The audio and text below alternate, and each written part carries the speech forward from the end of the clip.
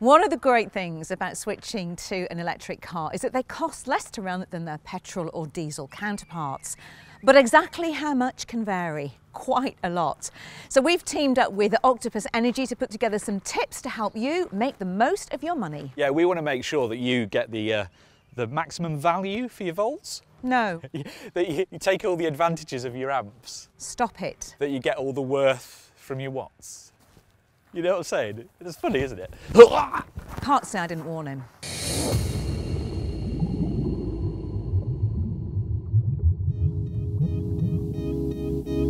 So, like I said, once you've actually got an electric car, there are some hacks and tips that you should know about to help keep your running costs as low as possible. The great news is that most of them are really quite easy to do. First up, unless you can blag free electricity from work, the most cost-effective way to charge an electric car is at home on a home charger. And if you're interested in making a difference to the environment, you should choose an electricity provider that uses as much renewable energy as possible. That means power that comes from sources like wind, solar and hydroelectric. An electric car is only as green as the energy that goes into it. Then you need to make sure that you're on the right tariff.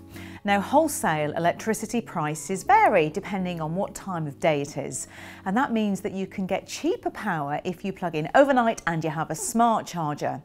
So the tech at Octopus HQ is constantly monitoring the demand for power across the whole network. There's a peak between 4 and 7 p.m, for instance, when everyone comes home and starts to cook their dinner. Tea. Dinner. We've been through this. This is tea. But anyway, it's tea. It stands to reason that the best time to charge an electric car is when demand is low and electricity is cheap, so basically the middle of the night. If you think about it, a tariff like Octopus Energy Go will provide you with about 5p per kilowatt hour between 12:30 and 4:30 a.m. in the morning, which is bang on for charging an electric car, as long as you're not out and about during those hours, which I'm not, ever. Now here is a good stat for you. If you're charging at that rate, then it's about 50% cheaper than the average Economy 7 cheap nighttime electricity. That means you can be paying as little as, wait for it, a penny a mile. You don't have to physically plug in the car in the dead of night either. Most electric cars have a built-in timer that lets you set when it starts taking the power from your charger, and you can even link an app to your mobile phone to do the same job. Set and forget all about it from the comfort of your own bed. Jenny, what if I told you that you could make money from your electric car while it's parked on your driveway doing absolutely nothing? I'd probably think you were having another one of your funny turns. No, bear with me here, because you see here, there are actually forward-thinking tariffs that allow you to actually sell electricity back to the grid. So if you have battery storage, like, I don't know, an electric car on your driveway, then you can actually charge it up when electricity is really cheap and demand is low, and then sell it back to the grid when it's expensive and demand is high. It helps support the national grid. You know, those peaks and troughs in demand, helps level all that off. And it can make things very cost-effective indeed. In fact, you could end up charging for free. Would you like to know a fun fact? Go on. Some people actually made money by selling power back to the grid when the demand shut up at half-time for the Euros final between England and Italy, which you weren't watching because you don't like football. So sue me.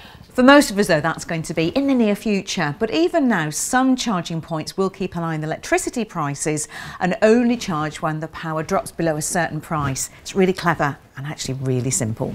On some of them, you can do the same on smart charge cables or even hook them up to things like Amazon Alexa. That's right. And the car apps are also the place where you can set the car to warm itself up before you get into it on cold days, where it draws that extra energy from the mains rather than the battery.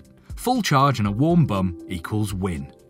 But what about if you're charging on the go when you're out and about? Well, that is a more expensive option.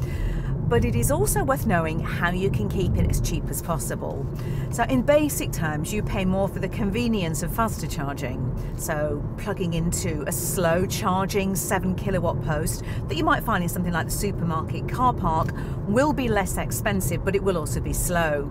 Putting your car on a brand new ultra-fast 350 kilowatt charger, like the ones that are popping up all over the place, will be lightning fast, but it is going to cost you quite a lot more. Yep, you pay for the convenience. So while slow charging might actually be free at supermarkets and certain other places, you'll pay between 25 and 70p per kilowatt hour otherwise, which to me is a huge difference. And that means that if you're going to be somewhere for a while, perhaps use a cheaper, less expensive charger.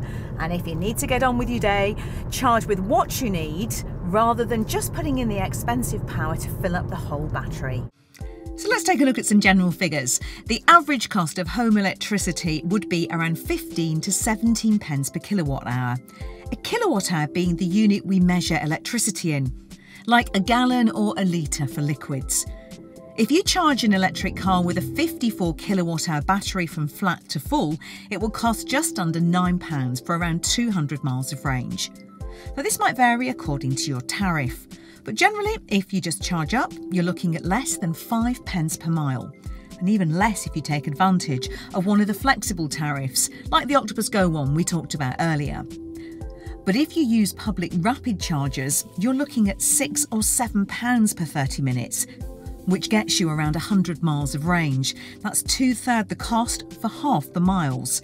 More than that if you use the big rapids. Use those powerful and expensive public chargers and you could be looking at filling up that 54 kilowatt hour battery for £37.80. So yes, it does make sense to charge either at home or on the cheapest charger you can find. I do actually know people that are getting less than 1 pence per mile by charging at low demand times during the night. And that makes all sorts of sense to my wallet. You can also make things cheaper if you regularly use public charging by signing up to a membership scheme or club like the Electric Juice Network. Now that's basically just a load of different charge providers that have teamed up so that you can charge using a single card. And also it takes all the paperwork and keeps it conveniently in one place. But the fact remains that if you're savvy about how you do it, then the average driver could save themselves around £1,000 a year, possibly even more. And that's before we even talk about all of the other ways that you can save with an electric car, which incidentally, Ginny, is the subject of another video. If you do want to know more, then we've teamed up with Octopus Energy to answer all the questions you might have about electric cars.